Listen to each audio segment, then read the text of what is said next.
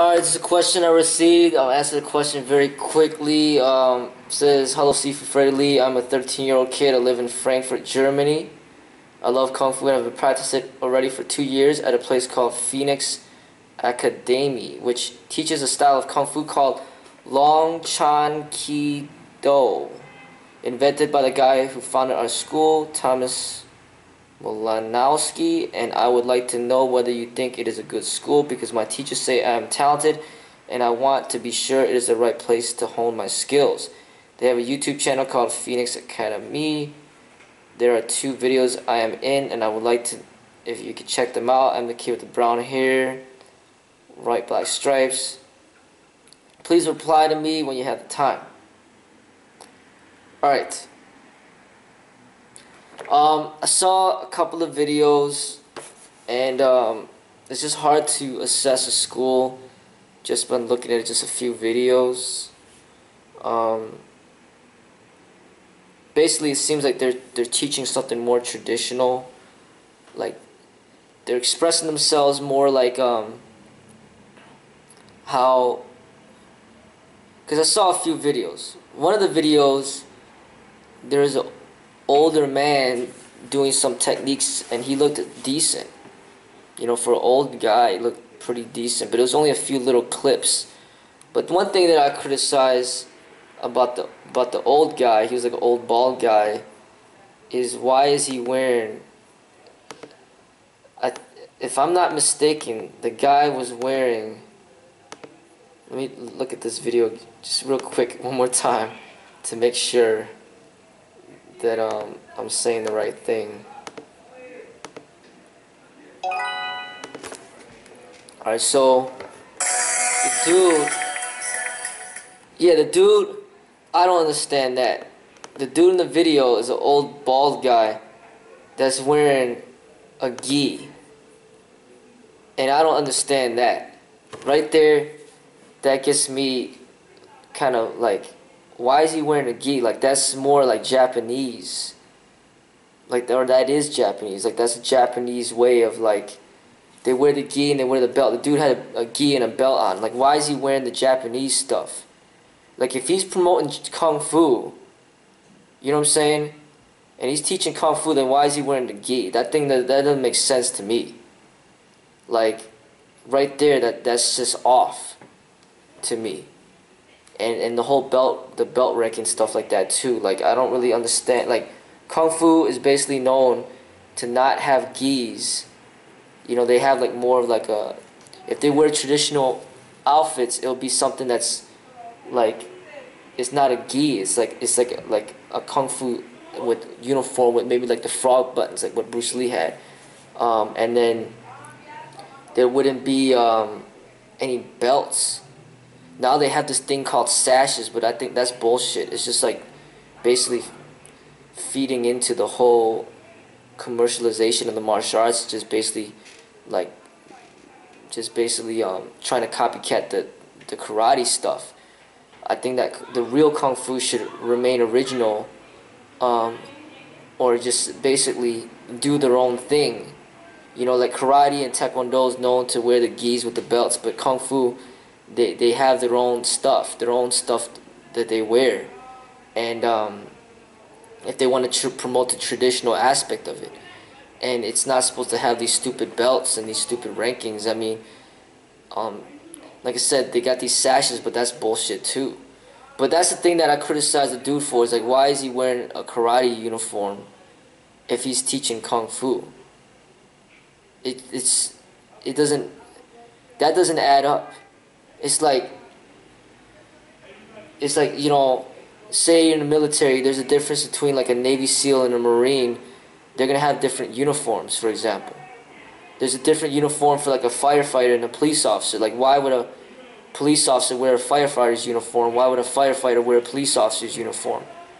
You know, like, I'm like, I don't play into these stupid styles. So I don't really believe in the Kung Fu style or the karate style. I just say don't train in any style, just train in martial arts. But if you're going to be doing all this traditional stuff and you're going to choose a style to teach and promote and basically share to the public, a certain style, then if you're teaching Kung Fu, then why are you wearing karate uniforms? And if you're teaching karate, why are you wearing Kung Fu uniforms? You know, like, even Muay Thai boxing has their own, like, kind of Muay Thai boxing shorts. You're not going to catch a Western boxer wearing the Muay Thai shorts when he goes in the ring. And you're not going to see a Muay Thai boxer wearing the Western boxing shorts. If you notice, all these styles, they got their own little uniform. And even these sports, basketball players have their uniform. You're not going to see a football player wearing a basketball player's uniform. You're not going to see a basketball player wearing a football player's uniform. You're not going to see, you know, wrestlers got their own leotard, like, spandex uniform. Like, you're not, you know what I'm saying? Like, if you're like Bruce Lee and you're liberated from all these styles and you promoting your own thing, then you create your own uniform. So Bruce Lee's known to wear, like, that yellow jumpsuit. He's known to wear the Kung Fu uniform with the frog buttons. He's known to have his shirt off with the black pants. Kung Fu, I mean, you never seen Bruce Lee in any of his movies wear shorts.